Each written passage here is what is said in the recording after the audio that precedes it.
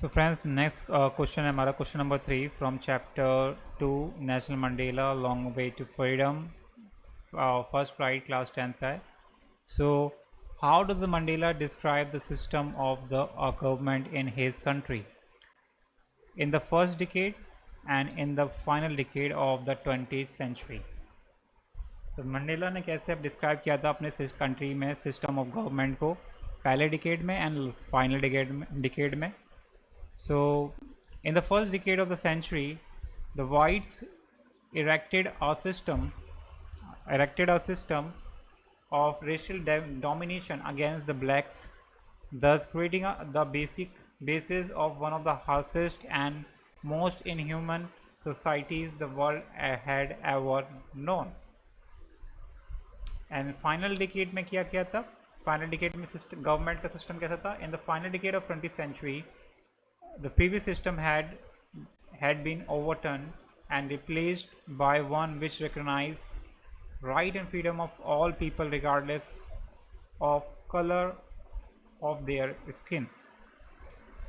तो first decade में क्या था? डिस्क्रिमिनेशन बहुत ज़्यादा था, ठीक है, एंड इसमें ब्लैक्स के खिलाफ harshest and most inhuman society बनाई गई थी, ठीक है, और ब्लैक्स के खिलाफ काफ़ी ज़्यादा रेशियल डोमिनेशन होता था, यानी कि भेदभाव होता था on basis of colours.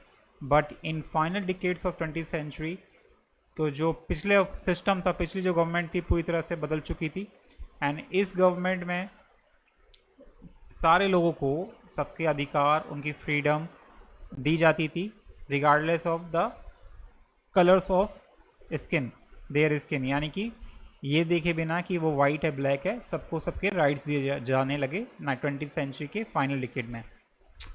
Now let's move to the fourth question. What does the courage mean to Mandela? तो करेज का मतलब क्या है मंडेला के लिए?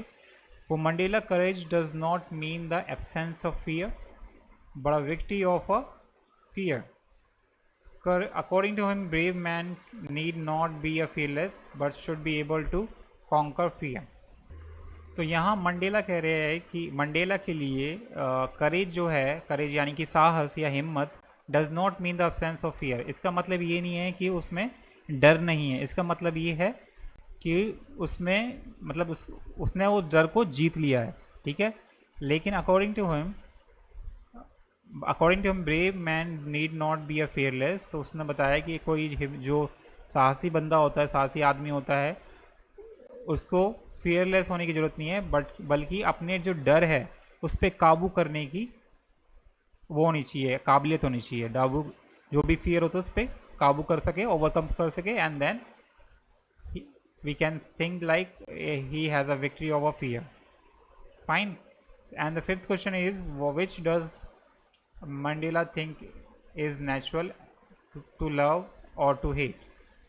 तो मंडेला के लिए मंडेला क्या सोचते थे कि क्या नेचुरल है, लव करना या हेट करना? For Mandela love comes more naturally to the human heart than the hate. तो मंडेला के लिए, जो ह्यूमन के लिए, लव नेचुरली आता है कंपेयर टू हेट. तो ये है हमारे guys 5 questions of page number 21, and let's move to the others questions as well.